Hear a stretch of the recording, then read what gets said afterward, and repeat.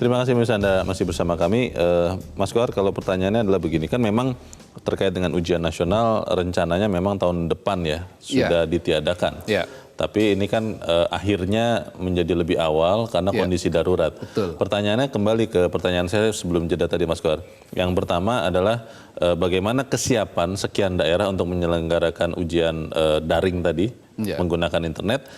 Lalu kalaupun tidak siap, bagaimana kita bisa memastikan bahwa nilai-nilai selama 5 semester sebelumnya itu benar-benar bisa diandalkan, bukan bikin-bikinan, bukan katrol-katrolan. Tapi sebelumnya kita coba mendengarkan dulu pendapat dari pengamat pendidikan Yudhistira Masardi yang sudah terhubung lewat saluran telepon.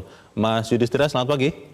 Selamat pagi, Mas Leon. Ya, terima kasih nih Mas sudah bersambung lagi kepada kami. Mas Yudhistira, pemerintah akhirnya memutuskan untuk meniadakan ujian nasional karena mengedepankan, memprioritaskan keselamatan semuanya, siswa, guru, dan orang tua, dan keluarga.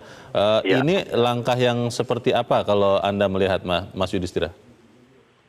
Ya, kalau menurut saya sih ini seperti apa ya, seperti ada berkah tersendiri dari bencana ini, karena sesungguhnya kan seharusnya ujian nasional sudah dihapuskan sejak lama.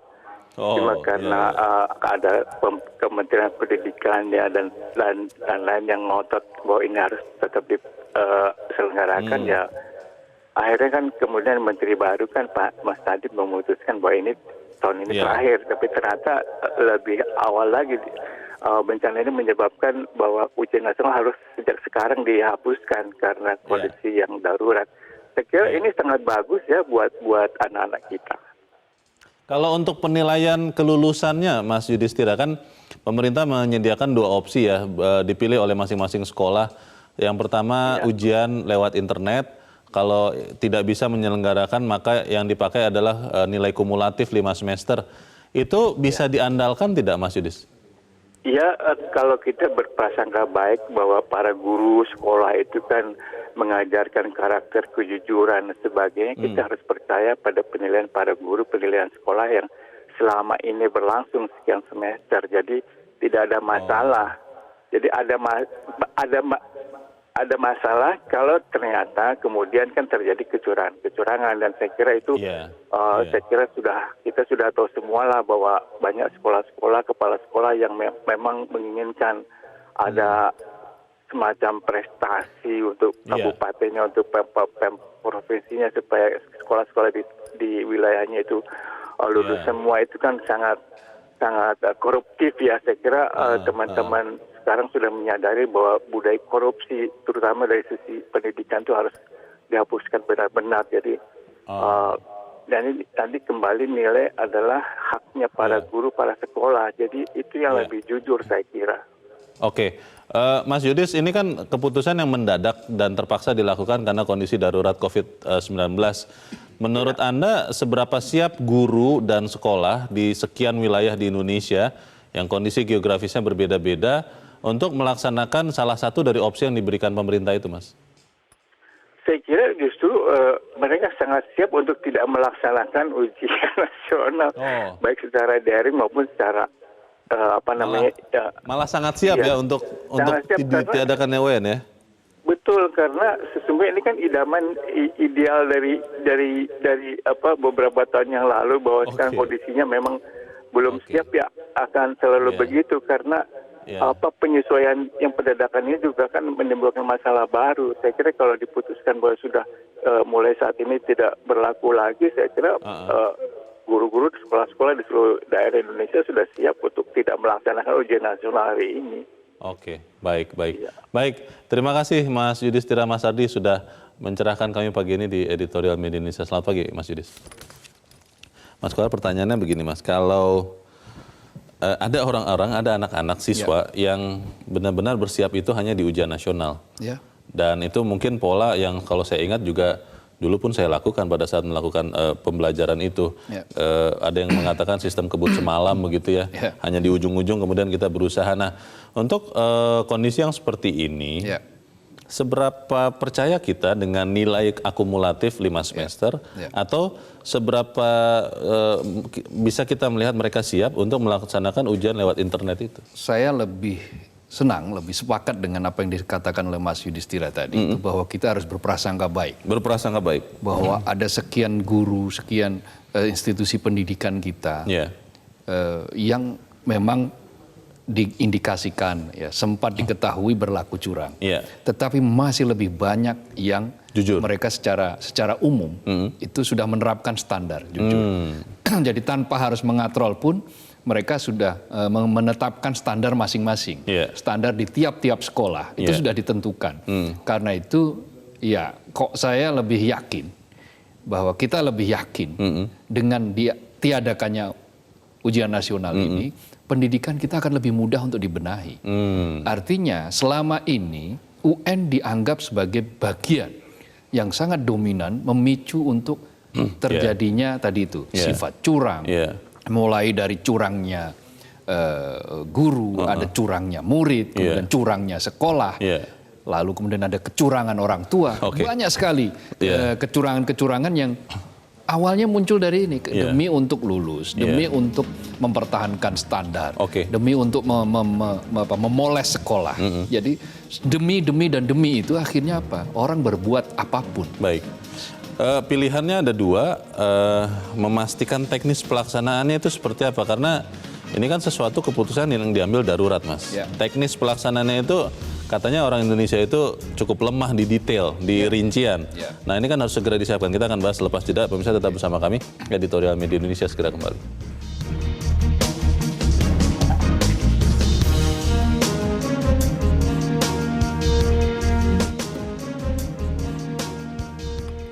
Terima kasih pemirsa, Anda masih bersama kami di Editorial Media Indonesia. Mas Kohar, kita coba dengarkan dulu Mas pendapat dari masyarakat bagaimana terkait dengan UN yang ditiadakan, tapi ini harusnya membenahi pendidikan. Kita sudah terhubung dengan pemirsa Metro TV di Curup, Bengkulu, ada Pak Edward. Pak Edward, selamat pagi Pak.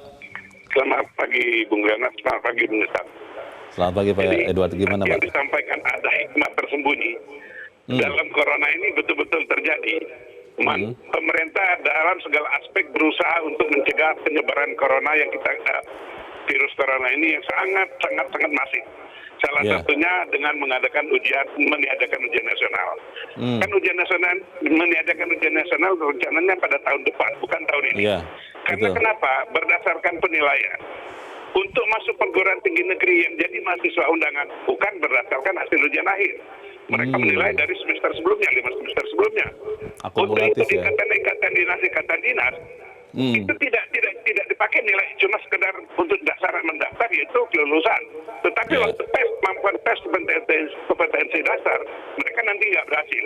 Sekarang kan dengan adanya tidak ada ujian nasional, memang kita sulit untuk seperti kami di daerah untuk mengimbangi sekolah-sekolah di Jakarta. Nah inilah jadi evaluasi dari Dinas PDNK.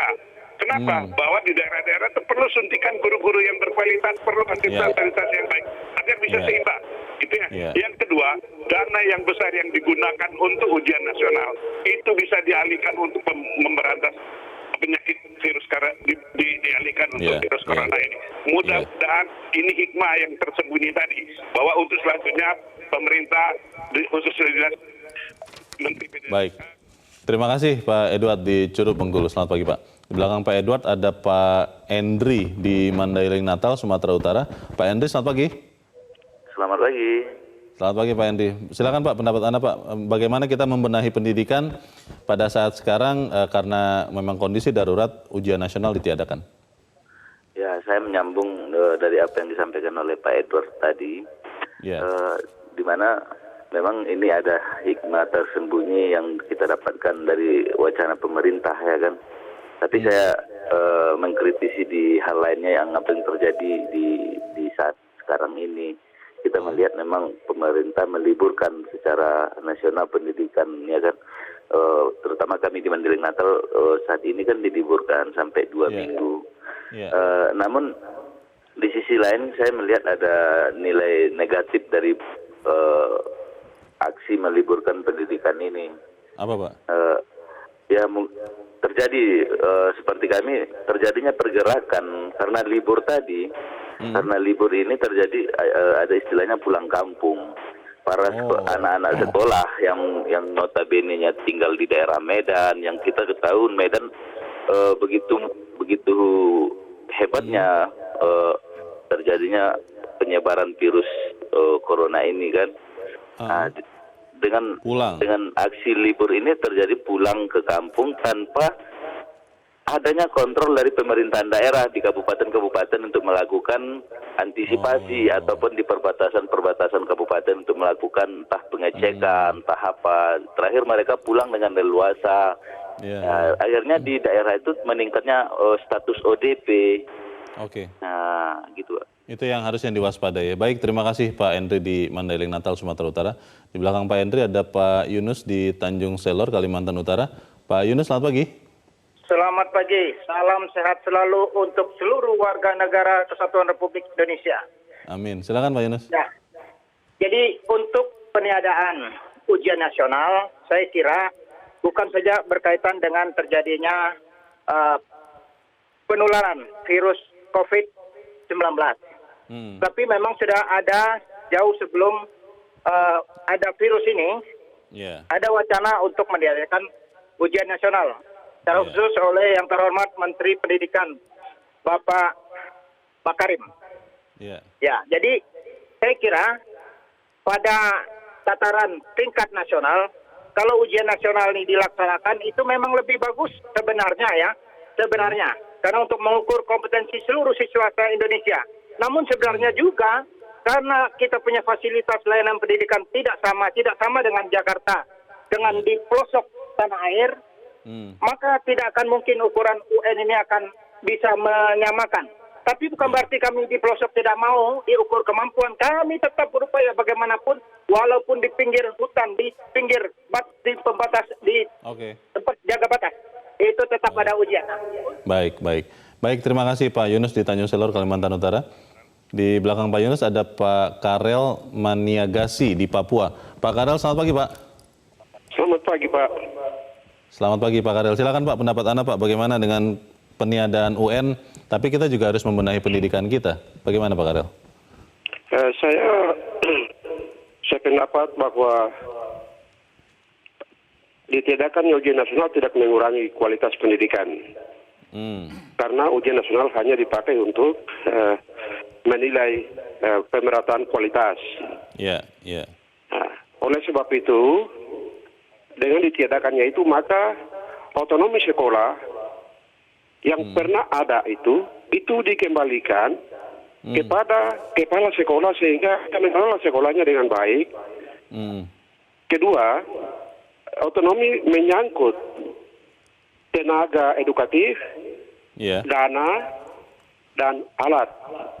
Nah, ini perlu diberikan secara penuh sehingga kepala sekolah menjaga nama baiknya dan menjaga kualitas pendidikannya, karena kepala sekolah yang terpilih di antara sekian guru itu dipilih. Jadi kita harus percaya dia.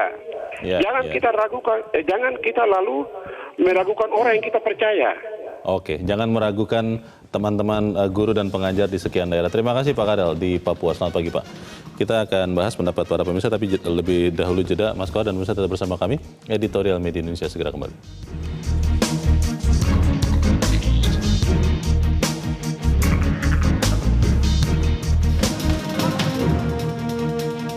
Terima kasih pemirsa, Anda masih bersama kami. Kita di bagian akhir dari diskusi kita pagi ini. Mas Koar, tadi para pemirsa sangat menyetujui ditiadakannya UN, tapi pertanyaannya kan kemudian UN ditiadakan, bagaimana membenahi pendidikan ini? Ya, pertama kita harus kembali kepada tujuan pendidikan itu apa. Kalau kita lihat dari Ki Hajar Dewantoro, maka tujuan pendidikan itu akan sebagai daya upaya untuk memajukan budi pekerti. Budi pekerti itu bisa kekayaan batin, karakter, ya, memajukan pikiran, intelek, untuk memajukan jasmani para siswa, sehingga selaras dengan alam dan masyarakat. Jadi itu tujuan utama. Kalau tujuan utamanya 3 hal itu, membentuk karakter, memajukan karakter, budi pekerti, memajukan pikiran, intelek, maka tolok ukurnya harus dengan kejujuran. Tolok ukur dengan kejujuran, maka dia harus disesuaikan dengan kompetensinya. Dia seperti apa di masyarakat dan bagaimana nanti dia akan berkembang untuk masyarakat. Nah, hampir semua pakar pendidikan sepakat di Indonesia khususnya bahwa ujian nasional selama ini, ujian nasional dengan model yang dilakukan selama ini, lebih banyak mudaratnya daripada manfaatnya. Kenapa? Karena akhirnya yang dihasilkan bukan orang yang jujur, tetapi orang yang difasilitasi untuk nyontek misalnya. Lalu demi terciptanya sekolah yang unggul misalnya, dianggap unggul, 100% lulus, maka 100% lulus, maka dia sanggup untuk melakukan apapun, bahkan membeli bocoran soal misalnya. Katrol-mengatrol juga ada. Katrol-mengatrol nilai dan seterusnya. Tetapi praktik-praktik semacam itu kan belakangan akhirnya menjadi hilang ketika UN bukan lagi satu-satunya tolok ukur. Bobotnya diperkecil ya. Bobot penilaian kelulusan diperkecil. Ketika itu terjadi, apa yang kemudian kita temukan?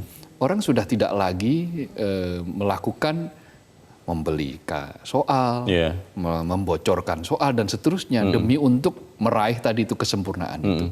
Betul, ada John Stuart Mill mengatakan bahwa pendidikan itu ya bagaimana apapun yang dilakukan untuk orang demi meraih kesempurnaan. Tapi kesempurnaan di sini adalah kesempurnaan tadi itu yang menurut Ki Hajar Dewantara kesempurnaan antara budi pekerti, pikiran, tetapi juga jasmani, fisik.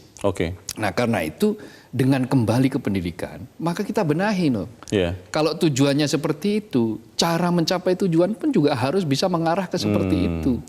Nah dengan mengembalikan ujian kepada sekolah, dengan apalagi tahun depan mulai ada namanya assessment. Assessment dilakukan di tengah, bukan lagi di ujung.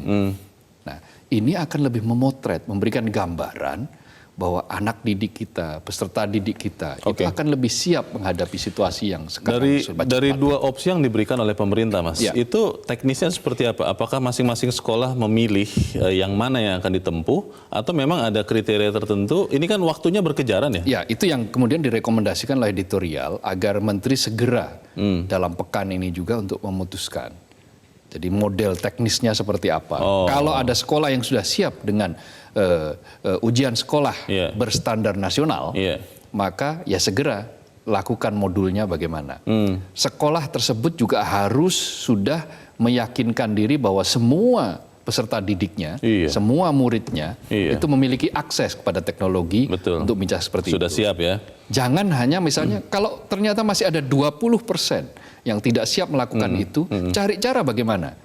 Misalnya sekolah mengupayakan 20% ini kemudian bisa mengikuti semua. Tetapi kalau memang tidak bisa, ya segera lakukan akumulasi rapor, nilai rapor yang selama ini sudah dilakukan, opsi kedua itu, dan itu sudah bisa dilakukan. Di beberapa sekolah di kota-kota besar, bukan hanya di Jakarta, raport itu kan setiap semester kemudian di-input di datanya itu masuk ke dinas, dinas pendidikan, bisa terlihat ya? Dan bisa terlihat dan sudah di-log misalnya. Ketika sudah di-log, maka ya itu nilai yang ada. Nah dari situ sudah bisa dilihat kemudian, oh ini bisa dinyatakan lulus dengan standar ini tidak ketika diakumulasikan.